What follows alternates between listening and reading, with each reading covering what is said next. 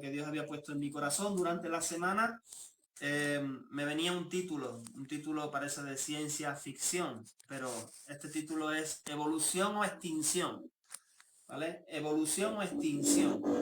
Esto tiene que ver con nosotros, tiene que ver con la iglesia. Ya hemos mencionado en las reuniones anteriores, cada domingo que hemos estado compartiendo, en los últimos mensajes que hemos estado compartiendo, vemos que está claro que Dios quiere traer cambios. Dios quiere traer cambios a la iglesia, ¿verdad? Dios está haciendo muchas cosas en este tiempo. Tenemos que verlo con expectativa, tenemos que verlo con deseo de Señor, yo quiero entrar en lo nuevo que tú tienes para nosotros, ¿verdad? Es muy importante no ver esta situación como algo que, bueno, pues nos tocó atravesar, nos tocó pasar y bueno, ya pasará y volveremos a la normalidad. No, sino Señor, queremos aprovechar esta crisis, verlo como oportunidad para aquello que tú quieres hacer. Y ya mencionamos tres áreas, seguramente hay más, pero mencionamos tres áreas que realmente la iglesia está cambiando, ¿verdad? Hablamos de finanzas, que de eso hablamos el domingo pasado, de cómo la iglesia invierte sus finanzas. Hablamos de la manera de reunirnos y también hemos mencionado acerca de la manera de discipular. No hemos tocado a profundidad, ¿no?, el tema de la forma en la que la iglesia se está reuniendo, pero bueno, yo creo que es algo que es evidente, ¿verdad? Esto está cambiando. Y la manera en que discipulamos. En realidad lo que voy a compartir hoy tiene que ver un poco con estas dos últimas, de que la iglesia está cambiando la manera de congregarse y la manera de discipular, ¿vale? O al menos Dios quiere traer un cambio en este sentido. Y les voy a compartir dos versículos que mencioné en la reunión de oración que tuvimos también el miércoles a través de Zoom, pero son dos versículos que Dios me habló en esta semana y que yo quiero compartir porque creo que realmente pues vienen de parte de Dios y Dios quiere hablarnos a través de ellos en este tiempo. El primero es Mateo capítulo 9. Vamos al libro de Mateo. Mateo capítulo 9, porque realmente esto es algo que no ha salido de mi mente, de mi corazón. De verdad, he estado pidiéndole a Dios que me dé sabiduría, que nos dé una estrategia que realmente nos ayude, ¿no?, a saber de qué manera Él quiere que nosotros nos desenvolvamos como iglesia en este tiempo y en el venidero, ¿vale? O sea, en los tiempos que vienen. Mateo capítulo 9, versículos del 16 al 17, dice así. Es Jesús el que está hablando y dice, nadie pone remiendo de paño nuevo en vestido viejo, porque tal remiendo tira del vestido y hace peor la rotura. Ni echan vino nuevo en odres viejos. De otra manera, los odres se rompen y el vino se derrama y los odres se pierden, pero echan vino nuevo en odres nuevos y lo uno y lo otro se conservan juntamente, ¿vale? Quiero resaltar aquí, pero echan el vino nuevo en odres nuevos, ¿vale? Vino, o sea, lo que Dios quiere traer nuevo en un recipiente nuevo para que pueda perdurar. El otro versículo o los otros versículos están en Mateo capítulo 13, un poquito más adelante. Mateo capítulo 13, versículos 51 y 52. Y aquí, Mateo capítulo 13, versículos 51 y 52 dice, Jesús les dijo, ¿habéis entendido todas estas cosas? Jesús hablando a los discípulos, dice, ¿habéis entendido todas estas cosas? Ellos respondieron, sí, Señor. Él les dijo, por eso todo escriba docto en el reino de los cielos es semejante a un padre de familia que saca de su tesoro cosas nuevas y cosas viejas. Esto dijo Jesús después de haber explicado muchas parábolas, ¿no? Si tú lees Mateo capítulo 13, vas a ver que Jesús ha estado usando muchas parábolas. Pero quiero leerte este último versículo, el versículo 52 de Mateo 13. Te lo voy a leer en otra versión. porque mira lo que dice aquí, ¿no? Dice, por eso todo escriba docto en el reino de los cielos es semejante a un padre de familia que saca de su tesoro cosas nuevas y cosas viejas. Bueno, quizá, ¿qué significa esto? Un escriba docto en el reino de los cielos. Mira lo que dice la versión de la Biblia de las Américas. Y él les dijo, por eso todo escriba que se ha convertido en un discípulo del reino de los cielos es semejante al dueño de casa que saca de su tesoro cosas nuevas y cosas viejas, ¿vale? Cuando Jesús se está refiriendo a un escriba, pues un escriba era una persona que era conocedora de la ley de Dios. No era una persona ignorante acerca de las cosas de Dios, sino era una persona conocedora.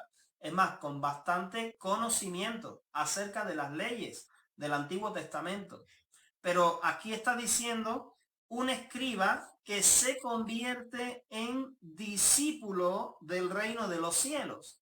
Es decir, cuando Jesús vino, aunque ya hemos dicho que Jesús no vino a cambiar el Antiguo Testamento en cuanto a la ley, él vino a cumplirla, pero Jesús sí hizo cambios en las formas externas en la que se aplicaba la ley, ¿verdad? Él apuntó al corazón del creyente, ¿verdad? A cumplir la ley, pero en el corazón. Apuntó mucho más profundo.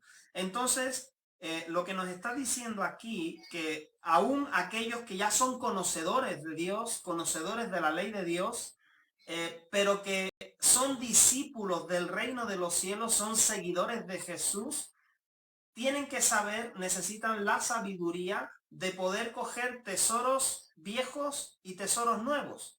¿Qué quiere decir esto?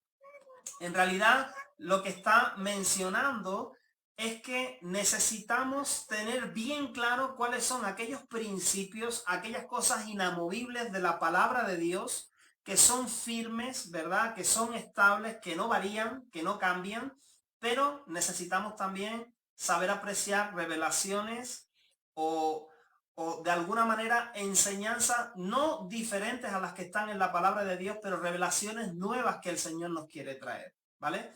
A eso se refiere cuando dice tesoros viejos, tesoros nuevos. Entonces, en base a estos dos pasajes que hemos leído, punto número 1, en el primero está hablando de un envoltorio nuevo, un odre nuevo, una forma externa nueva para lo nuevo que Dios quiere traer, ¿vale? Odre nuevo para recibir vino nuevo. Repito, no estamos hablando de cambiar los fundamentos del Evangelio, ni de cambiar lo que dice la Biblia, no, para nada, ¿vale? Pero lo nuevo que Dios quiere traer. Y en segundo lugar, saber unir, saber enlazar lo viejo con lo nuevo. Es decir, los principios de Dios que son inamovibles, saber enlazarlos con este tiempo, con esta generación, con este nuevo tiempo que estamos viviendo, que es diferente, ¿verdad? Ahora, yo les quiero poner un ejemplo, ¿no? De esto que estamos hablando. Estamos hablando de odre nuevo, formas nuevas, sin perder la esencia, ¿no? La esencia tiene que perdurar. Lo nuevo que Dios quiere traer tiene que ser depositado en un formato nuevo.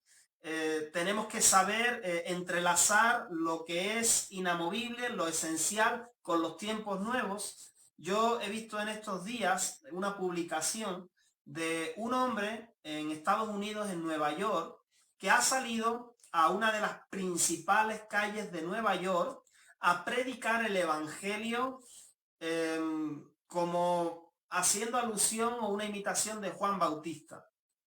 Ha salido con un saco, un saquillo de...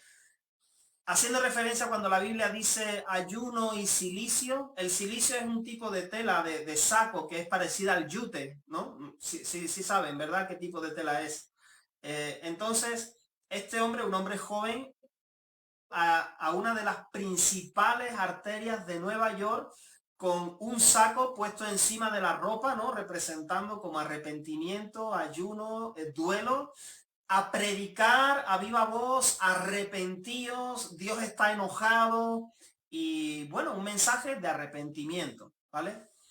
Ahora, podemos ver esto desde dos puntos de vista. podemos ver, no sé, algunas personas, algunos hermanos pueden ver esto como, wow, qué hombre más valiente, qué hermano más valiente, cómo realmente él está predicando lo tradicional, ¿verdad? Él está hablando como Juan Bautista, él está hablando sin pelos en la lengua, está hablando claramente a todo el mundo que se arrepienta. Es más, ha salido con un saco en lugar de ropa, ¿no? Bueno, estaba encima de su ropa, ¿no? Este saco. ¡Wow! Pero el otro punto de vista o el otro criterio puede ser qué efecto, considerando la actualidad en la que vivimos, qué efecto, y evidentemente este hombre predica un mensaje de arrepentimiento, está predicando para los incrédulos, no está predicando para creyentes, ¿verdad? Porque si dijéramos, no sé, a lo mejor aquí en Ecuador puede que produzca algún efecto, pero Nueva York es una ciudad bastante avanzada, ¿verdad? En una de las principales calles llenas de pantallas electrónicas por todos lados. El tipo de personas que hay en ese lugar, ver a un hombre con un saco por vestido, gritando a viva voz, arrepentidos, ¿ustedes qué efecto creen que eso haya producido en los oyentes? Es decir, el mensaje no está mal, porque el mensaje es puro, es lo que dice la Biblia, ¿verdad? Pero la manera de presentarlo quizá no está produciendo el efecto que nosotros desearíamos o que Dios desearía. Que el dato haya sido usado en otro tiempo provocando un efecto brutal sobre la gente que escuchaba, causando arrepentimiento, puede ser o es muy probable que no produzca el mismo efecto hoy día por la manera en la que se está transmitiendo.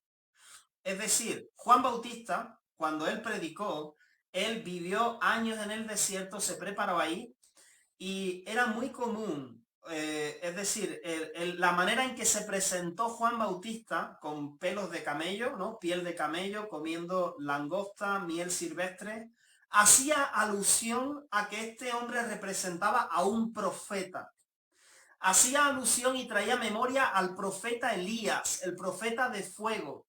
Aunque había sido un profeta, el profeta Elías de tiempos pasados, pero en la sociedad en la que se manifestó Juan Bautista, todavía la gente tenía en su mente una conciencia de la autoridad que tenía un profeta y lo relacionaba incluso con la vestimenta del profeta. Y realmente podemos ver en los evangelios que la gente reconoció a Juan Bautista como profeta de Dios por la manera en la que él actuó, se presentó, por el respaldo que tenía de Dios. Todo iba acompañado, ¿verdad? No, no era solo por la vestimenta, pero causó un efecto a tal punto de que produjo arrepentimiento, de que este hombre fue recibido como alguien que venía de parte de Dios. Pero no sé si se imaginan ustedes salir aquí a la plaza en Guaranda con piel de camello. No lo sé qué efecto produciría, gritando.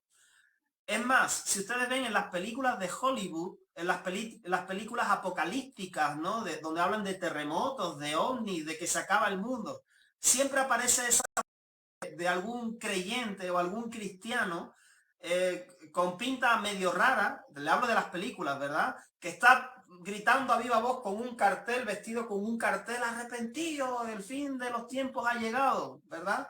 Y en las películas de Hollywood aparece como una figura medio cómica, ¿verdad? Como un loco, alguien que está mal de la cabeza, un sectario. Entonces, tenemos que darnos cuenta de los tiempos están cambiando.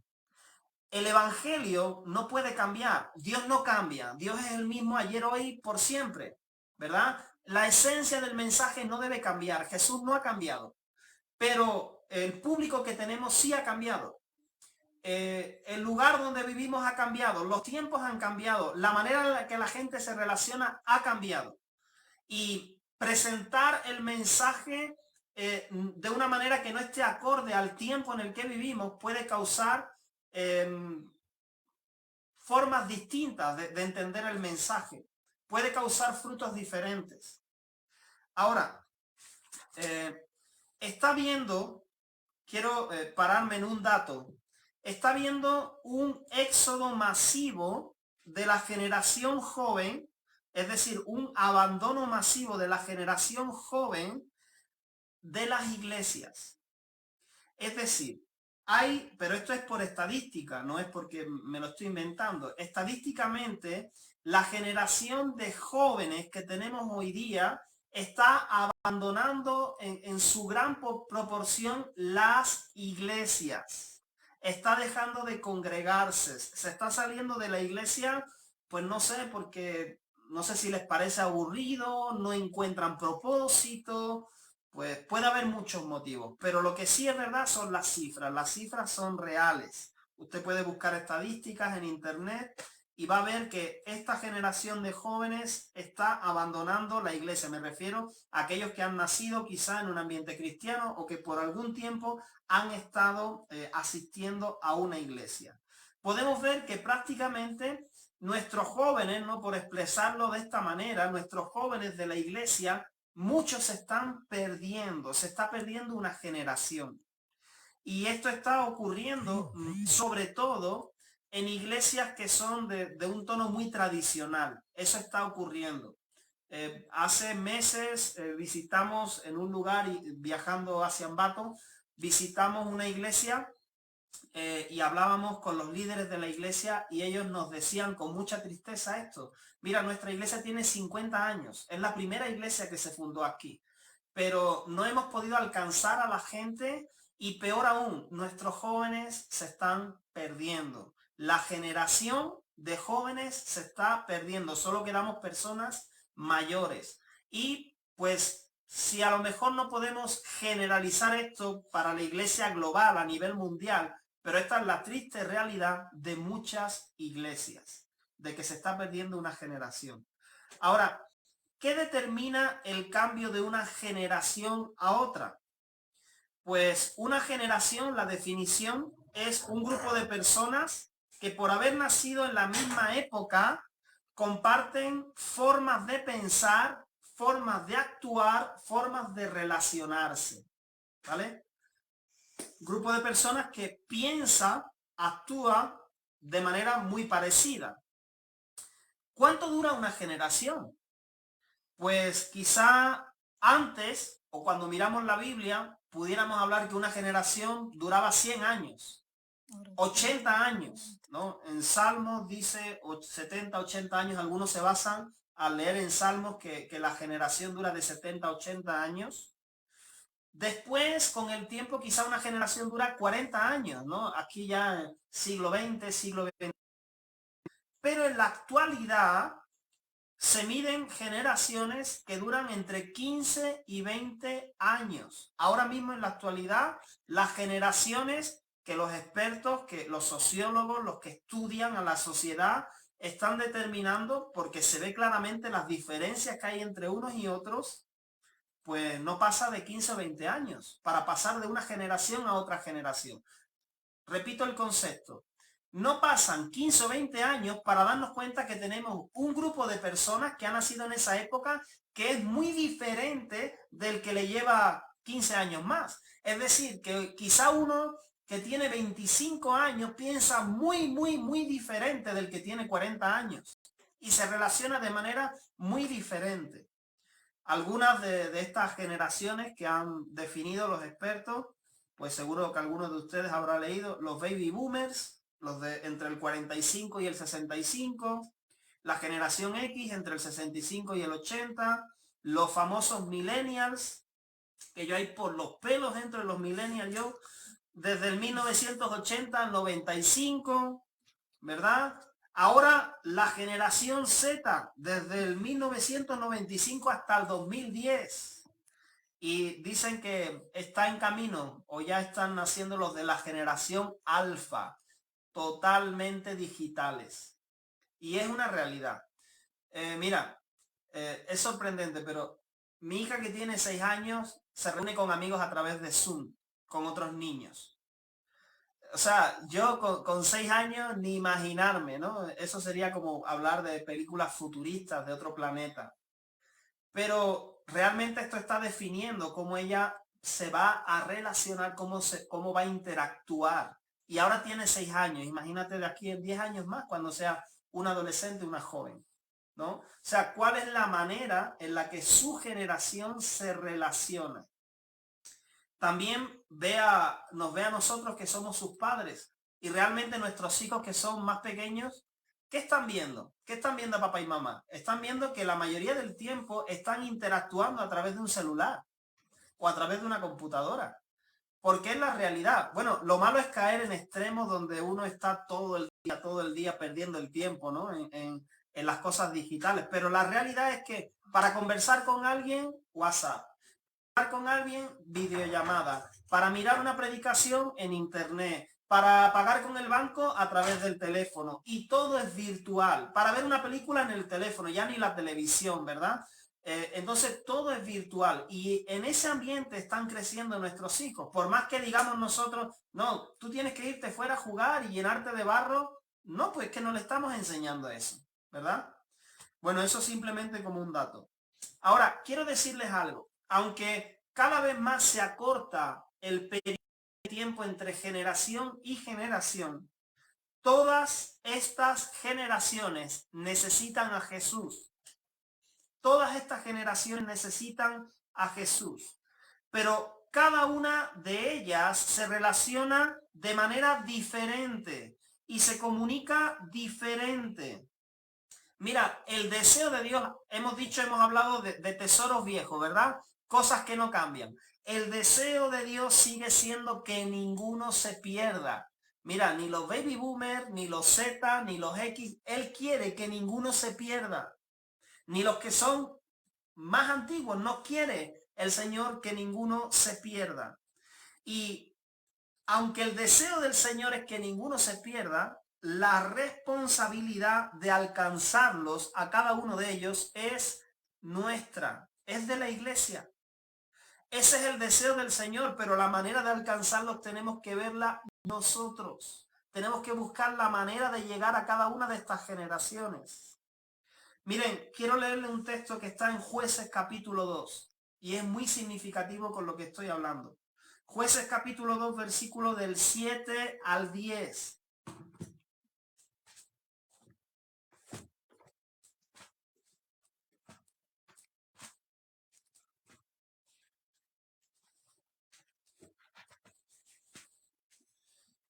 Jueces capítulo 2, para los que no lo saben, pues bueno, la Biblia relata la historia de Israel desde Éxodo, ¿verdad? Ahí tenemos Levítico, tenemos Números, tenemos Deuteronomio, son de los primeros libros de la Biblia. Tenemos Josué, el sucesor de Moisés, el libro de Josué, donde habla también de conquista. Y después de esto llegamos a Jueces.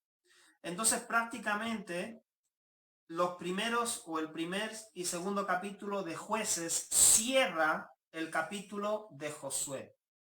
Y mira lo que dice en Jueces capítulo 2 versículos del 7 al 10. Y el pueblo había servido a Jehová todo el tiempo de Josué y todo el tiempo de los ancianos que sobrevivieron a Josué, los cuales habían visto todas las grandes obras de Jehová que él había hecho por Israel. Les recuerdo o le hago una anotación ahí histórica. Josué salió, bueno, él vivió en Egipto, él vivió la esclavitud de Egipto siendo joven. Él, cuando el pueblo de Israel salió de Egipto guiado por Moisés, fue un joven, aunque ese joven podía tener ya unos 20 y tanto, 30 años, ¿vale? Pero él vivió muy de cerca con Moisés. Él estaba muy interesado en aprender de Dios y en saber lo que Moisés hablaba y cómo él se conectaba con Dios. Y después de que salen de Egipto, el pueblo de Israel, todos saben que está 40 años en el desierto vagando por su desobediencia.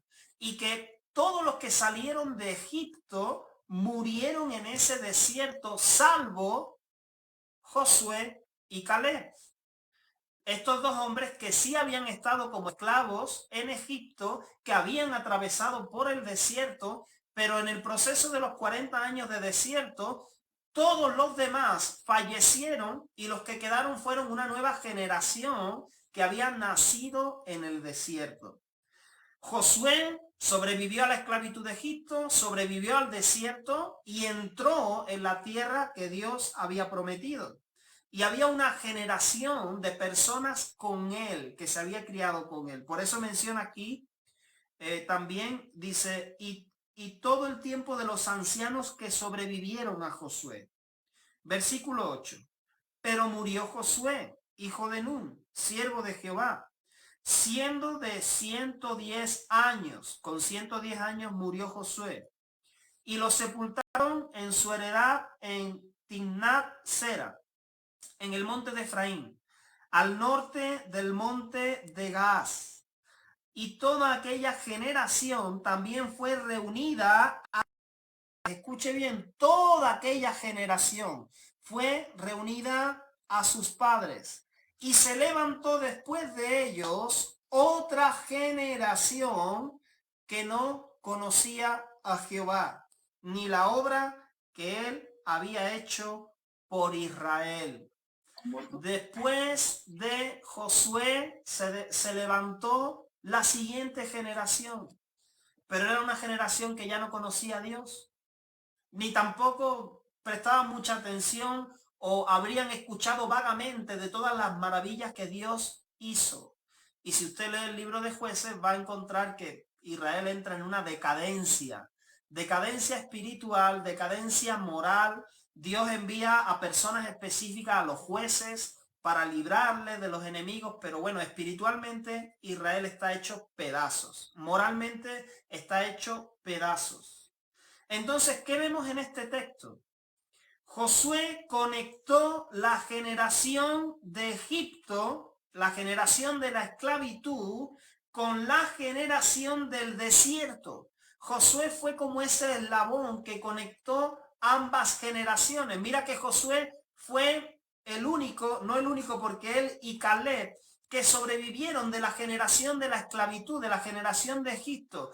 Pero ellos, con toda su experiencia, con todo lo que habían vivido, con las maravillas que experimentaron acerca de Dios, ellos, especialmente Josué, conectó a esta generación de la esclavitud con la generación del desierto y los llevó a la conquista. Pero no hubo conecte la generación de Josué con la siguiente generación. En decadencia. Si se dan cuenta, está muy claro. Ahí Josué fue ese eslabón, pero luego no hubo quien. Yo no sé cuáles fueron los motivos. No sé si Josué no tuvo visión para más allá, para poder transmitir. No lo sabemos, sería especular acerca de lo que la palabra dice. Pero lo que sí vemos claramente es que no hubo quien conecte el tiempo de Josué, o sea, cómo Josué transmitió a Dios con la siguiente generación. Y por eso se levantó una generación que no conocía a Dios, que se olvidó de Dios, se olvidó de los hechos que había hecho el Señor. Ahora, en la iglesia vemos diferentes generaciones también, en la iglesia actual, porque nosotros tenemos que tomar estos principios, estos tesoros viejos, ¿verdad? Estos tesoros antiguos que están en la palabra de Dios y traerlo a nuestro tiempo. Hemos dicho tesoros viejos y tesoros nuevos, ¿verdad? Tenemos que poder enlazarlo. Y en la iglesia actual también tenemos diferentes generaciones, no podemos negarlo. Miren, ahora mismo en este tiempo están aquellas personas que son creyentes que se mueren por volver a lo tradicional, que anhelan de todo su corazón que pase todo esto y volver al templo, al orden de culto, a seguir con la misma estructura de iglesia, o sea, que lo anhelan profundamente en su corazón porque es lo que han vivido toda la vida. Y no quiero decir que eso está mal, estoy diciendo que esa es una generación. Tenemos otra generación dentro de la iglesia mundial que quizá no le importa mucho volver a un templo o no volver. Que quizá dice, no, en realidad a mí no me importa eso, sino que yo lo que quiero es reunirme mejor de manera informal, ¿no? Tenemos una generación que piensa así dentro de la iglesia, no podemos negarlo, hermano. Y tampoco estamos diciendo que eso está mal. porque tienen el concepto de actuar, de reunirse, del congregarse, de volver a las raíces, de reunirse en casa, de ya no tanta liturgia, no tanta religiosidad. Hay hermanos que piensan así. Porque, y posiblemente tenemos en nuestras iglesias una generación que si no se ha manifestado, se va a manifestar, que se relaciona la mayor parte del tiempo virtualmente, dependiendo, que se relaciona la mayor parte del tiempo virtualmente y que prácticamente su mayor interés va a estar en, sí, me interesa Dios, pero prefiero conectarme en una reunión por Zoom, prefiero mirar lo que hay en las redes sociales acerca de Dios, prefiero, no sé, interactuar con otro hermano a través de las redes sociales. Tenemos esta generación también dentro de la iglesia. Ahora, lo que quería decir antes es que, de algo, hermanos, que dependiendo de las leyes que se vayan aprobando después de esta crisis, porque está claro que nuestro mundo va a cambiar. Yo hablaba con mi esposa de algunas cosas que decíamos, bueno, nosotros se supone que teníamos que viajar en marzo a España, hemos cancelado el vuelo, está pendiente, pero ¿de qué manera viajaremos ahora? Pues no lo sabemos porque no se sabe todavía ni qué leyes van a surgir a partir de ahora. Quizá ya un avión no se puede llenar con 300 personas. Quizá se disparan los precios. Quizá haya unos requisitos. Quizá te obligan a ponerte una vacuna. Quizá ya no nos podamos reunir más de 30 personas. No lo sabemos, pero estamos en un punto importante de la historia donde está habiendo cambios, donde las situaciones nos fuerzan. Mira, en este tiempo, si te das cuenta, las escuelas, los colegios, aún los que no usaban la tecnología, están dando clases virtuales. O sea, opinión de uno, opinión de otro, esto que se está dando, está corriendo, se está acelerando. Y dependiendo de estas leyes que se vayan aprobando, tenemos que ser conscientes de algo. Que posiblemente lo más tradicional, el formato más tradicional, vaya desapareciendo. Esto no es porque a mí no me gusta. No, hermano. Yo puedo decirle, bueno, yo tengo 35 años para cumplir 36 y soy de una generación que no me siento mal en el templo al estilo tradicional y tampoco me siento mal con la nueva forma. Estoy en medio, ¿no? Pero también me siento un poco inseguro, ¿no? En algunas cosas nuevas porque no sé cómo manejarlas. Entonces, yo estoy ahí en medio, ¿no? Pero la realidad es que si las leyes van cambiando, lo más probable, eso es por inercia, ¿no? Porque es lo lógico, que lo que queda más atrás vaya desapareciendo. Y usted haga memoria de cuántas cosas que usted ha experimentado en su vida o cosas que se hacían cuando era pequeño, que ya hacían sus abuelos, con el tiempo han ido. O sea, porque el mundo avanza y ya está. Entonces, esto tenemos que pensar que en algún momento sucederá, por lógica, por inercia, que cambiará la forma. Y yo pienso en Jesús, y leíamos en estos días en el Evangelio de Lucas, y dice que Jesús crecía en sabiduría, pero que también crecía en favor con Dios y con los hombres.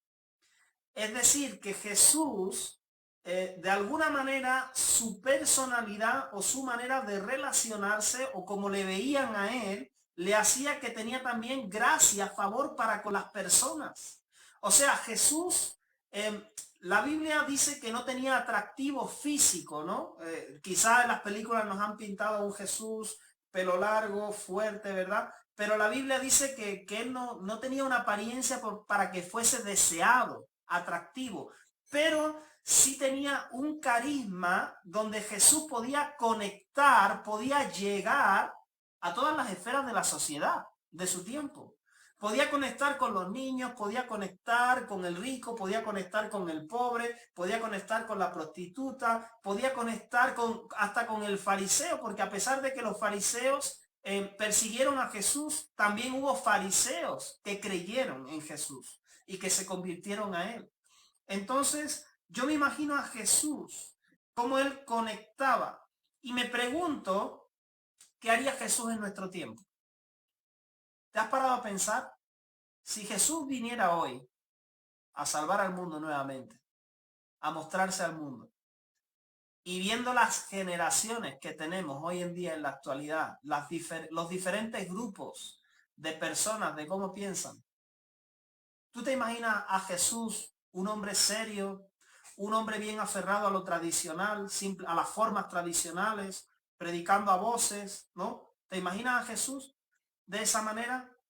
Yo creo que Jesús, yo no sé cómo lo haría, pero lo que estoy seguro es de que Jesús conectaría con la sociedad, conectaría con los diferentes grupos de personas. ¿Por qué? Porque Él ha venido a salvar.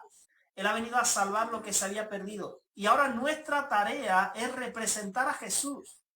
Y necesitamos también nosotros poder conectar con los demás. Necesitamos poder conectar y representar a Jesús y traer a Jesús. ¿Cómo hacer en este tiempo?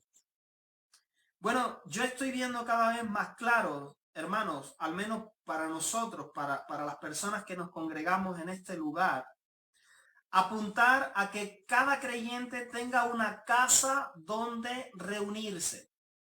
Repito, mira, si esto vuelve a la normalidad y nos vamos a seguir reuniendo en un templo, está bien, gloria a Dios. O sea, no es que eso es pecado ni nada por el estilo. Está bien, mientras se pueda, si hay personas que quieren ese formato, está bien. Pero no podemos perder de vista que como está habiendo cambios, cada creyente necesita una casa donde poder reunirse. Porque si hay cambios, si nos impiden reunirnos más de 10 personas, más de 30 personas, ¿qué va a pasar? Hemos dicho muchas veces, y si de pronto, mira, ayer a mí se me fue el internet. Y yo decía, esperemos que mañana no se vaya la señal de internet. Muchas personas mientras están conectadas la señal es débil y se desconectan o no escuchan. Y entonces, ¿qué va a pasar? Por eso estamos haciendo énfasis en proponer una lectura diaria de la Biblia. Porque si un domingo, hermanos, les digo, si un domingo por cualquier motivo no nos podemos conectar, bueno, tienes la opción de conectarte a otra reunión de otra iglesia, pero si supongamos que tú no tengas internet, no tiene que ser motivo para dejar de buscar a Dios o dedicar un tiempo a adorar a Dios, sino que ese día puedes coger tu Biblia, ¿verdad? Porque a veces, ¿qué hacemos? Bueno, buscamos información, buscamos alimentarnos de lo que encontramos en redes sociales. Está bien, pero, y si no tengo esa opción, yo cojo mi Biblia y entonces nos reunimos las personas que estemos en casa y miramos qué dice la palabra de Dios y la escudriñamos y vemos a Jesús a través de las escrituras y le adoramos y oramos y vemos cómo puedo aplicar eso a mi vida, ¿vale? Entonces, esto tiene que ser una premisa que tenemos que tener. Cada creyente, independientemente si nos podemos reunir en un templo o en un grupo grande o no, necesitamos desarrollar una manera de reunirnos en casas también, hermanos, añadiendo esto, ¿vale? Seguir una lectura bíblica, orar, tener comunión con las personas que estén en casa o con el vecino si se le invita, y que este formato, que también es bíblico, ¿verdad? Porque los primeros creyentes se reunían en el templo y en las casas, facilite que otras personas se añadan a la iglesia. Entonces imagínate que cada familia representada ahora mismo aquí en esta pantalla, ¿verdad? Tenemos 1, 2, 3, 4, 5, 6, 7. ¿Cuántas? 7. No en esta pantalla, sino en esta pantalla. Sí, tenemos, no sé, unas 17 personas conectadas. Entonces, imagínate que cada casa es un lugar de reunión donde se añaden nuevas personas. Entonces, esto nos permite que la iglesia siga adelante, aunque no tengamos un lugar donde podamos reunirnos todos juntos, ¿verdad? Entonces, veo que esto es súper importante para este tiempo. Pero la otra cosa que es muy importante para este tiempo es poder trabajar con herramientas actuales también. Llevar el mensaje más allá del templo donde me reúno o más allá de la casa donde me reúno. Mira, ahora mismo a través de las redes sociales podemos llevar el mensaje mucho más lejos, sin dejar de congregarnos si hay oportunidad en una casa o en un templo. Si podemos hacerlo así, también así, porque eso es necesario, es importante, si no se puede en el templo, en una casa, pero también llevar el mensaje mucho más allá, usando herramientas actuales. Ahora sí, algo muy importante, queridos hermanos. Cuando yo estoy retransmitiendo un mensaje a través de redes sociales, bueno, si lo estoy haciendo en un grupo cerrado a través de Zoom, quizás estoy reunido solo con creyentes. Pero si yo estoy haciendo una predicación como ahora mismo en directo a través de Facebook Live, para que lo escuchen al que le llegue, para que otra persona lo coja y lo comparta y le llegue a una persona que todavía no conoce a Dios o una persona que está lejos de Dios. ¿Qué ocurre? La persona que está escuchando a través de la pantalla, que me está viendo a través de la pantalla, no necesita que yo le lleve mi religión a su casa. Necesita que yo le lleve a mi Salvador. Eso es lo que necesita. No, la persona necesita conocer a mi Salvador, necesita conocer a Jesús. Ahora, para que esto suceda, no se trata de que yo esté usando las redes sociales solo para poner contenido y contenido y contenido cristiano, sino que necesito poder transmitir vida, la vida que hay cuando tengo una relación con Jesús. Y esto va a suceder solamente si yo tengo una relación estrecha con Jesús, si yo estoy caminando con Jesús, si yo conozco muy bien cómo piensa y cómo actuaría Jesús, y entonces yo puedo transmitirle a esta persona que es de una generación muy actual, yo puedo transmitirle quién es Jesús y cómo él piensa, sin que le suene a religiosidad. Veo que esto es fundamental, es súper importante. Y otra cosa que con esto quiero terminar, hermanos, que necesitamos renovar quizás nuestra mente, es que a veces como creyentes hemos acudido a las redes sociales o a internet solamente para consumir información o para consumir enseñanzas cristianas. Pero este está siendo un tiempo donde nosotros tenemos que ir a las redes sociales no solamente para consumir, sino también para dar. Y eso tiene que cambiar nuestra mentalidad. Porque quizás lo típico, bueno, voy a meterme para escuchar una prédica. Ay, voy a escuchar a tal persona. Uy, voy a ver qué reflexión hay. Uy, voy a ver el devocional tal. Pero ¿no te parece que es tiempo de cambiar la mente y entender que ahora mismo las redes sociales son un canal a través del cual yo puedo dar y no solamente consumir? Ahora, ahí es donde viene. Si lo voy a hacer en redes sociales, yo tengo que entender un poco quiénes son los oyentes, quiénes son los que van a estar al otro lado de la pantalla, ¿verdad? Repito, no necesitan que yo les muestre mi religión, lo que necesitan es que yo les muestre a mi Salvador. Entonces, es importante ver cómo se relaciona la gente que está usando redes sociales en este tiempo, cómo se expresa. Mira, yo me he dado cuenta algo muy simple. ¿Sabes de qué me he dado cuenta en estos días? A la gente le encanta verme a mí con mi familia en redes sociales. Uno sube una reflexión y tiene 2, 3 me gusta o 0, silencio. Tú subes una foto con tu familia y pones un mensaje que hable de la familia y ¡pum! 120 me gusta. Así en un día. ¿Por qué será? Porque en el fondo hay un público que realmente valora el concepto de familia. Y eso quiero mostrar a través de redes sociales. Si ese va a ser el envoltorio para llevar el mensaje del Evangelio, para mostrar al Dios que ha cambiado mi vida y que me ha dado una familia. Entonces, es simplemente me refiero a eso. Yo no me refiero que ahora, venga, voy a aparecer con una cresta en redes sociales para llamar la atención, voy a hacer tal cosa. No me refiero a eso, hermano. O sea, no es que cambies tu apariencia, ¿no? Ni nada de eso, pero sí es importante entender de qué manera es la más efectiva para llegar al público que está viendo al otro lado de la pantalla, ¿verdad? Yo le decía a mi esposa, bueno, en realidad, mira, si nosotros comenzamos la reunión en Facebook Live y la gente se anuncia que a las 11 empieza, pero resulta que la gente se mete por curiosidad a las 11 y lo que ve es media hora de yo cantando en la pantalla con los ojos cerrados, ¿usted piensa que la gente sigue viendo el video? A no ser que sea alguien que es creyente, que sabe a lo que va, no le atrae, o sea, no le atraigo yo cantando en la pantalla, y peor no canto ni bien. ¿Sí me entiende? Entonces, si vamos a retransmitir, o sea, pero entendiendo no es si vamos o no vamos, debemos hacerlo, hermanos. ¿Por qué? Porque debemos llegar más allá con el mensaje, debemos usar los medios que hay hoy también. Entonces, si vamos a hacerlo, tenemos que ver, o sea, qué cosas podemos cambiar y qué cosas no hay que cambiar, ¿verdad?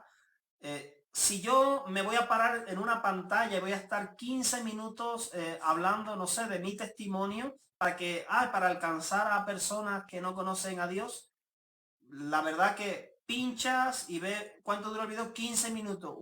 Este va a estar hablando en un fondo blanco 15 minutos. Los jóvenes no escuchan eso.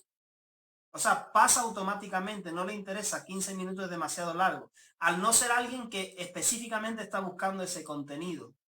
Pero si yo quiero alcanzar a gente que no conoce a Dios y quiero mostrarlo, tengo que ser más dinámico, un mensaje más directo, pum, que vaya al clavo, que de alguna manera el mensaje que estoy dando conecte con la necesidad que tiene. Y entonces despierta un interés y ahí hay un deseo de conocer más. Realmente es algo que es una realidad, que no podemos negarlo. Entonces, haciendo referencia, ¿no?, a lo primero que estábamos compartiendo. Vino nuevo, odres nuevos, ¿verdad? Dios quiere hacer algo nuevo en este tiempo, pero tenemos que ser sabios también. Y tampoco podemos caer en el error de querer modernizarlo todo, cambiar toda la apariencia, meter un montón de contenido que entretiene, que capta la atención, pero que al fin y al cabo está vacío, está hueco. No podemos caer en eso tampoco, porque lo que la gente necesita es a Jesús. La gente necesita, cada generación necesita un encuentro con Jesús. Entonces yo no puedo simplemente llenar de entretenimiento o de contenido vacío. Vacío me refiero a que no transmite vida. Así que en este momento me gustaría pues terminar orando. Igual habíamos mencionado en reuniones anteriores, normalmente en el culto se cantan alabanzas, que la escuela dominical, que la predicación, que la oración, que la ofrenda. Hermanos, en este tiempo, cada uno conforme haya sido prosperado, mira, tú aparta lo que tú quieras para el Señor y es tu responsabilidad ver qué haces con eso, a dónde lo diriges, ¿verdad? Cada uno sabrá cómo tiene que hacerlo. Cómo tiene que invertir sus finanzas. Entonces no vamos a hacer tampoco aquí, bueno, ahora vamos a orar por la ofrenda, mira, yo aquí deposito, ¿verdad? Mi ofrenda. No, yo creo que no, porque estamos haciendo una cosa que es para todo el público, ¿verdad? Yo creo que cada creyente sabe lo que tiene que hacer, ¿verdad? Yo creo que en eso ya estamos instruidos. Entonces tampoco vamos a hacerlo. Lo que vamos a hacer es orar en esta hora y vamos a pedirle a Dios que nos ayude. Yo necesito que Dios me ayude. Yo en este tiempo estoy pensando mucho y diciendo, bueno, Señor, no quiero caer en un error, no quiero desviarme, quiero, Señor, ayúdame a tener sabiduría de tomar tesoros viejos, tesoros nuevos y poder entrar en aquello nuevo, ser ese odre nuevo para recibir el vino nuevo que tú quieres traer. Gracias, Señor. Padre, te damos gracias, Señor. Gracias por tu palabra. Gracias por todo lo nuevo que tú quieres hacer, Señor. Gracias, Dios mío, por poder conocerte, Señor. Gracias por poder tener una relación íntima contigo, Señor. Gracias porque tú eres el Dios de las generaciones, Señor. Gracias que tú tienes un plan para cada grupo de personas, para todas las edades, Señor. Ayúdanos a ser sabios, Dios mío, de entender cómo tú quieres llegar, cómo quieres que lleguemos a cada persona, Señor. Oh Dios, ayúdanos, Señor, a entender que tu deseo es que ninguno se pierda, Señor. Ayúdanos, Señor, a ser también como Pablo, que se hizo a unos y a otros para ganarlos para ti, Señor. Oh Dios, ayúdanos, Señor, a poder conectar, Dios mío, con las personas que tenemos a nuestro alrededor. Ayúdanos, Señor, a poder hacer tu obra en medio de estos tiempos. Aviva tu obra, Señor. Aviva tu obra en medio de este tiempo, Señor.